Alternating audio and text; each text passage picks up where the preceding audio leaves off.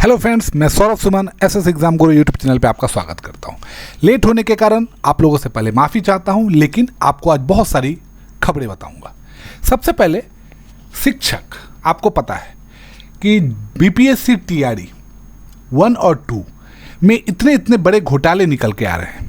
आपने समस्तीपुर का उदाहरण देखा होगा, न्यूज़पेपर में देखा होगा कि समस्तीपुर में कैसे एक रोल नंबर पर बहुत सारे शिक्षक ज्वाइन होके वेतन पा रहे हैं, जिसमें बीईओ से लेके एचएम सबको 100 कॉज नोटिस जारी किया गया है। इसके बाद सभी जिलों ने टीआरई 1 और टीआरई 2 में पास सभी शिक्षक को सीटेट और एस्टेट का डॉक्यूमेंट को सबमिट करना है हेडमास्टर के थ्रू, क्योंकि ये एक बहुत बड़ा घोटाला साबित होता जा रहा है। इसके कारण बीपीएससी सीसीई में इस बार बहुत सारे पद आए हैं। मतलब इस बार आपके लिए बीपीएससी सीसीई सबसे अधिक रिक्ति लेके आया है। 17 नवंबर को इसका एग्जाम होगा। 1700 से अधिक पद के लिए विज्ञापन जारी होगा। 10 लाख से ज़्यादा आवेदन आने की संभावना है। आप यही सोच लीजिए कि इससे पहले जो अभी तक मैक्सिमम रिक्ति निकला था वो सिर्फ और सिर्फ 800 निकला था। मतलब डबल से भी ज़्यादा इस बार रिक्ति निकल रहा है। तो बीपीएससी के लिए इस बार जो तैयारी कर रहे हैं वो अच्छे से तैयारी करें। बहुत ही बम्पर बहाली है बीपीएससी सीसीई का, तो आप इसके लिए तैयारी अच्छे से करते रहें। अब आपको मैं प्रमाण पत्र के लिए एक मैं आपको सूची बता रहा हूं।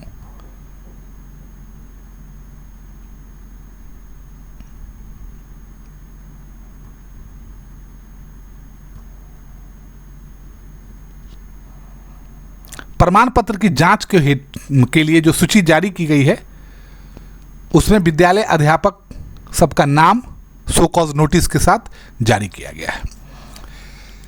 हर एक जिला ने, जिसमें सीटेट में 60% से कम अंक वाले जितने भी शिक्षक हैं उनको जांच हेतु बुलाया गया था 14 तारीख को।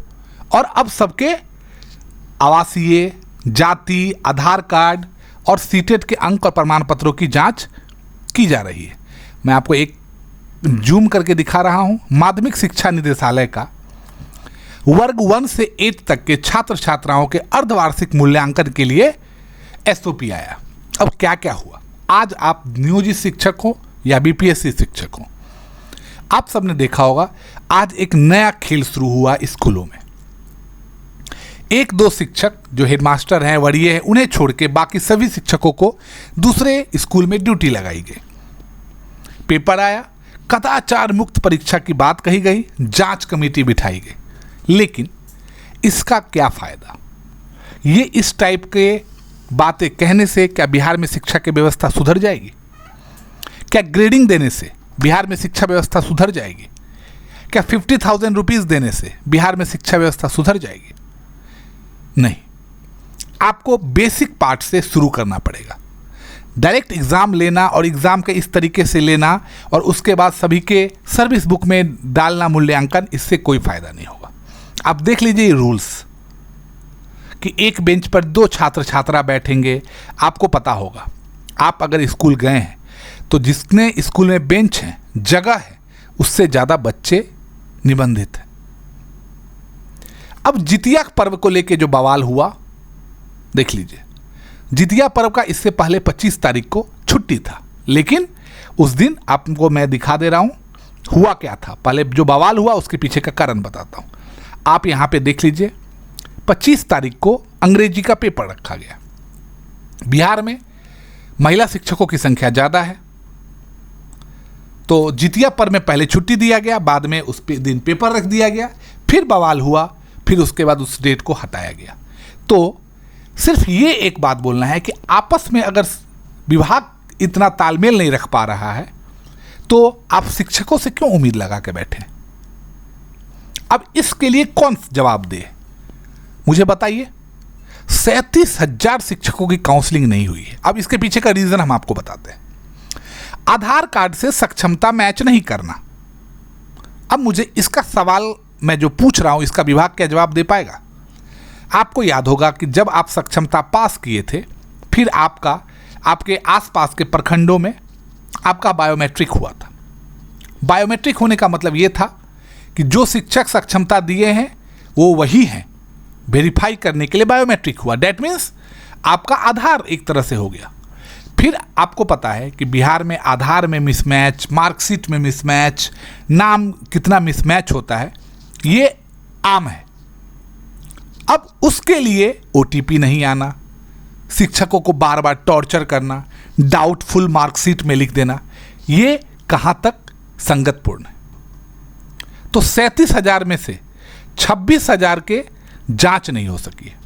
अब विसंगतियां क्या है आप ये जान लीजिए, इसमें कोई फर्जी नहीं है, जो फर्जी होगा वो आएगा नहीं, जो फर्जी होगा वो आएगा नहीं। लेकिन इसमें विसंगतियां यही है, नाम में मिसमैच। तो जो आदमी इतने दिनों से जॉब कर रहा है, आपको उसी समय देख लेना चाहिए था। अब सडन बोलिएगा कि जाके मार्कशीट में चेंज करवा लीजिए, वो संभव तो होगा नहीं। अब ये जो पोस्टिंग है, ये तो सितंबर, आज का मैं बता रहा हूं, शिक्षा मंत्री ने कहा है कि सितंबर माह के अंत तक पोस्टिंग शुरू हो जाएंगे।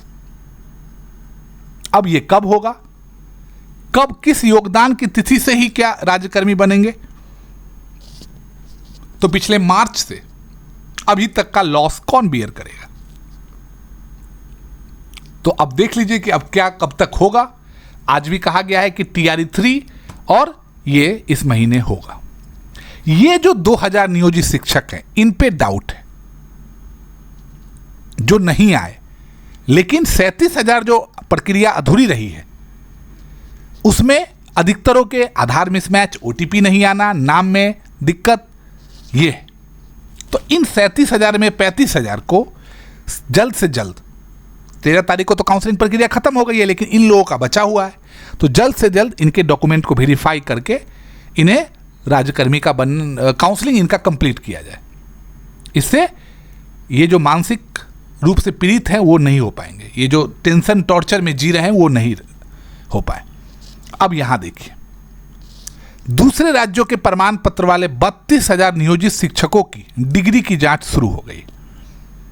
जांच के लिए निगरानी ब्यूरो ने दूसरे राज्यों के मुख्य सचिव को पत्र भेजा है। यह बहुत पुराना मैटर है। 9 वर्षों में अभी तक 2560 शिक्षकों के खिलाफ प्राथमिकी हुई, 1252 बर्खास्त किए गए, फिर भी 32,570 प्रमाण पत्रों की जांच नहीं हो पाई। अभी तक 6 लाख प्रमाण पत्रों की जांच हुई है। तो सभी मुख्य सचिवों को चिट्ठी भेज के अपने अपने कॉलेज के बारे में डिटेल बिहार सरकार ने मांगा है। इस माह के अंत तक TRE 3 का रिजल्ट आने वाला है। अब इसको लेके आपको पता है कि फाइनल आंसर की भी जारी हो जाएगा। 14 शिक्षकों की नौकरी जो है वो जाएगी, क्योंकि वो 60% से कम सीटेट में मार्क्स लाने के बाद भी बिहार के डोमिसाइल पे, जो बिहार के लिए था एप्लीकेबल, वो नौकरी कर रहे हैं। लेकिन डीवी करने में कितनी असमर्थता, मतलब गलत डीवी किया गया उनका, और साथ में BPSC ने एक फर्जीवाड़ा काम किया। नियोजित शिक्षकों से HM की कुर्सी जाएगी। अब आपको पता है BPSC शिक्षक ज़्यादा वरीय हो गए और नियोजित शिक्षक की जगह पे उन्हें प्रभारी प्रधानाध्यापक बनने का मौका दे रही है सरकार। अब जिला में विद्यालय स्तर पर, जिसमें वरीय शिक्षक, वर्ग शिक्षक, कक्षावार मॉनिटर समिति के सदस्य होंगे, जिला शिक्षा कार्यालय हर गतिविधि पर नजर रखेगा और एक कमेटी गठित की जा रही है। ये सब झंझट का जड़ शुरू होने वाला है। इससे पढ़ाई कम, स्कूल में पॉलिटिक्स ज़्यादा होगा। विभाग ने 5 नए जिला शिक्षा पदाधिकारी को तैनात किया है, जिससे कि जिला में अच्छे से कार्य हो पाए। पुराने शिक्षकों की सूची, पुराने मतलब नियोजित से पहले जो पुराने वेतनमान वाले हैं, उनकी सूची मांगी गई है। अब इनकी सूची 24 घंटे के अंदर देने के लिए भी संबंधित विभाग को कहा गया है।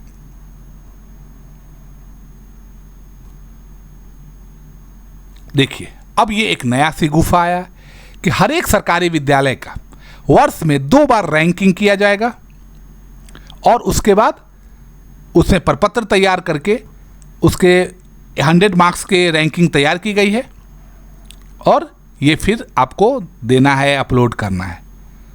अब ये देखिए कैसे चलता है, ये कितना ज़मीन पे उतर पाता है, ये तो अभी भविष्य ही बताएगा।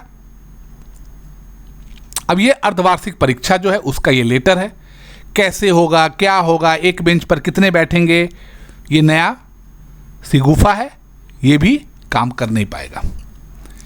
TRE 3 के प्राइमरी की आंसर किया है उसमें आधा दर्जनों के सवाल ही गलत है।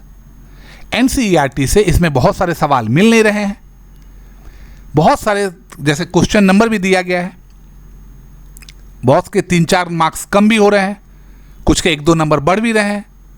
फाइनल आंसर की में एक प्रश्न को डिलीट किया गया है, तो भाषा के 2 प्रश्न और सामान्य अध्ययन के 5 प्रश्न के उत्तर बदल दिए गए हैं। तो इन उत्तरों की शिकायत करने के बाद भी आयोग ने इन्हें नहीं बदला है। औरंगाबाद में 20 अयोग्य शिक्षक मिले हैं और इन शिक्षकों ने प्रमाण पत्रों की जब जांच हुई तो ये शिक्षक पकड़े गए और ये सब BPSC के हैं। इसमें बहुत सारे ऐसे हैं जो दूसरे राज्यों के रहने वाले हैं और कुछ ऐसे हैं जो गलत डिग्री लेके आ गए। अब ये लास्ट अपडेट है, TRE 3 के 6 to 8 का फाइनल आंसर की जल्द जारी होगा। 20 सितंबर तक फाइनल आंसर किया जाएगा, उसके बाद माध्यमिक और उच्च माध्यमिक का अपडेट मिलेगा। आयोग को अब तक रोस्टर क्लियरेंस का पत्र प्राप्त नहीं हुआ है।